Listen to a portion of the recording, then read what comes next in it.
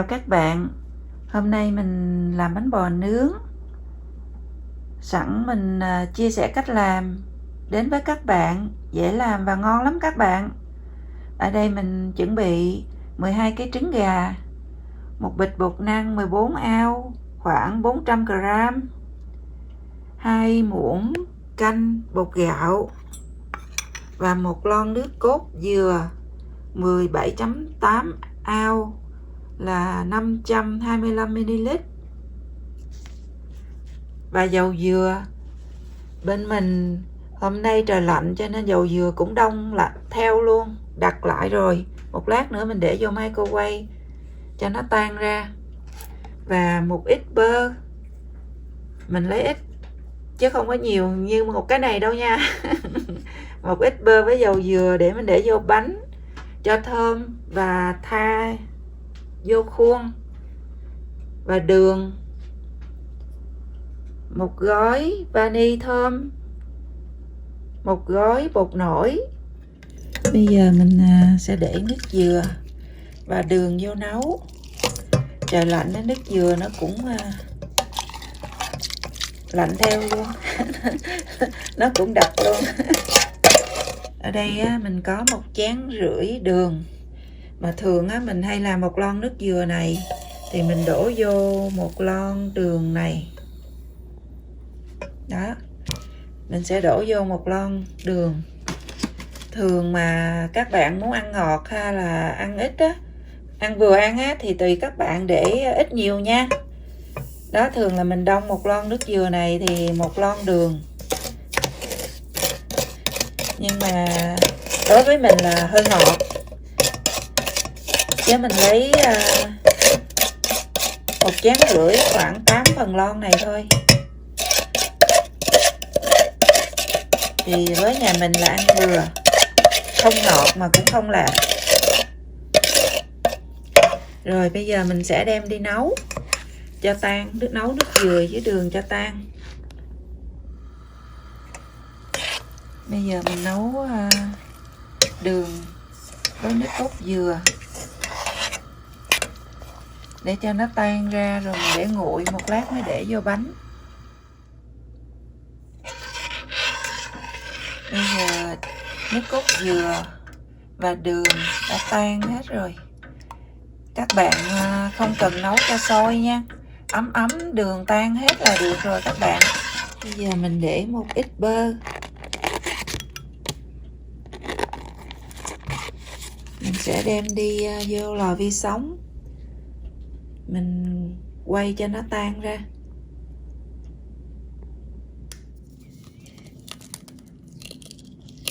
Bây giờ mình sẽ đập trứng.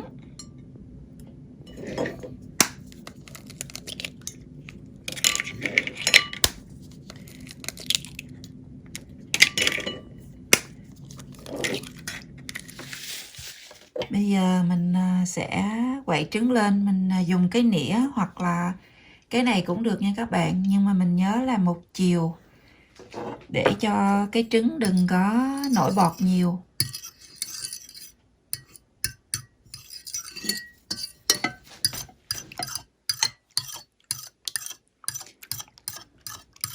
Đó, mình cứ đánh như vậy nè cho tan chồng đỏ với chồng trắng. Mình sẽ quay một chiều thôi nha các bạn, cho chồng trắng với chồng đỏ nó tan với nhau và nó cũng ít nổi cái bọt lên. Tại vì nổi lên nhiều á, thì khi mình nướng bánh á, bánh nó nổi lên nhiều rồi cái nó xẹp xuống á, nó không đẹp. Rễ tre nó cũng ít nữa.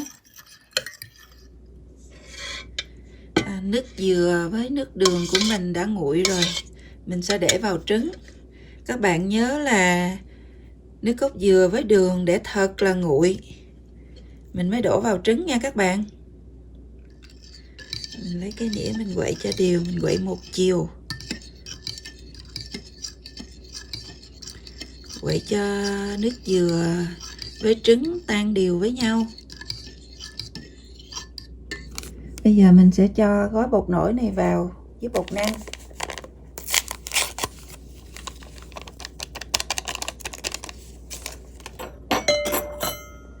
và bột gạo hồi nãy. Mình sẽ trộn đều lên.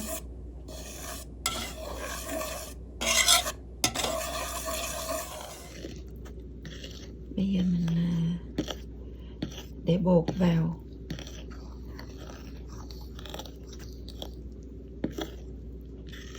Mình quay một chiều cho bột với trứng tan vô nha các bạn.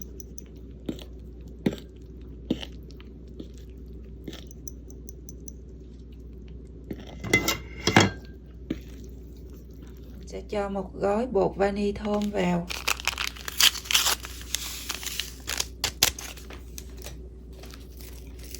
Và 3 muỗng dầu dừa với bơ.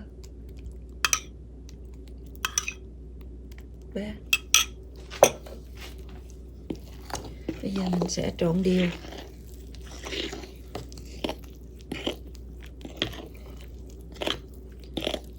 Bây giờ mình sẽ lượt lại cái bột.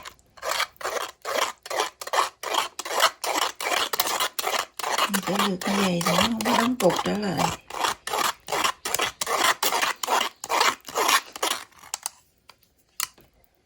Mình chế thêm lên nữa.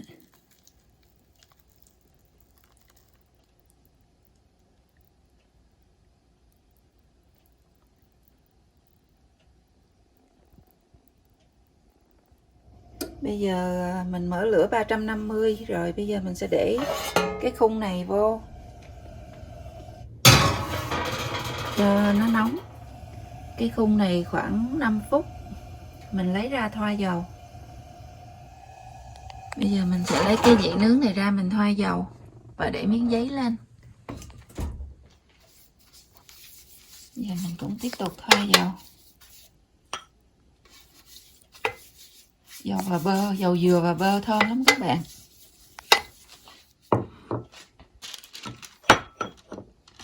Mình cho cái miếng giấy dầu này vô.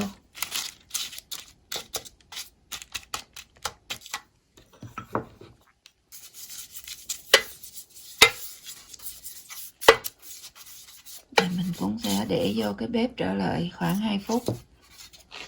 Rồi mình lấy ra mình đổ bánh vào. Cái rổ này mình để vô.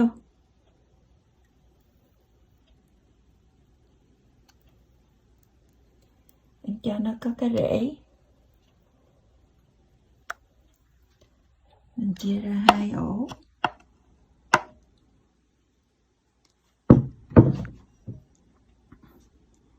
Mình làm như vậy thì nó có cái rễ tre.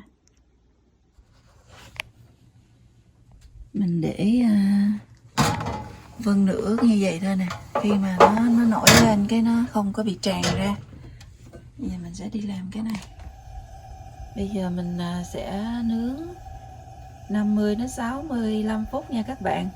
Mình sẽ mở lửa là 350 đến khoảng 30 phút đến 35 phút. Mình cho bánh nó nổi lên hết rồi mình mới giảm lửa lại khoảng 175. Bánh của mình đang nở lên nè các bạn.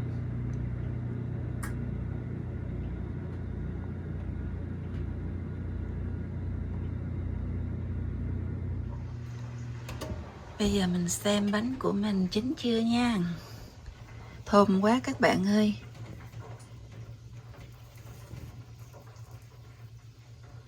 Bánh của mình chín rồi. Không có dính vô cái cây. Mình xăm vô trong đây chính giữa luôn nha. Chín rồi. Bây giờ mình sẽ tắt lửa.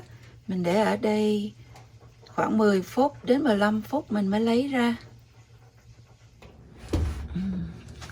Bây giờ mình sẽ lấy bánh ra. Wow, ngon quá các bạn ơi. Bây giờ mình lấy bánh ra ha. Mình sẽ khử cái vòng này của nó để lát hồi mình lấy ra nó dễ.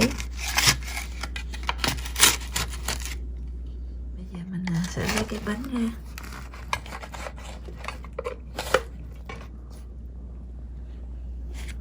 Wow, thơm ngon quá các bạn.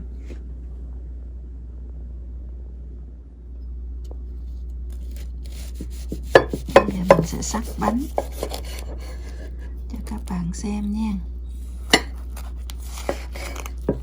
Wow, bánh ngon quá các bạn ơi, rẻ tre không à, rất là mềm.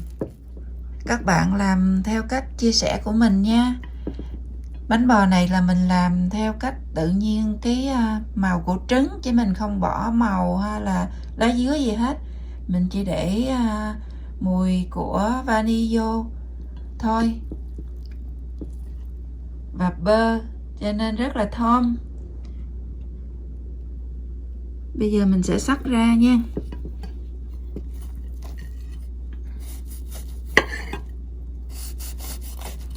Wow, rất là xốp. Mời các bạn ăn cùng mình. Để mình xé ra mình ăn nha. Trời ơi, mềm và xốp lắm các bạn.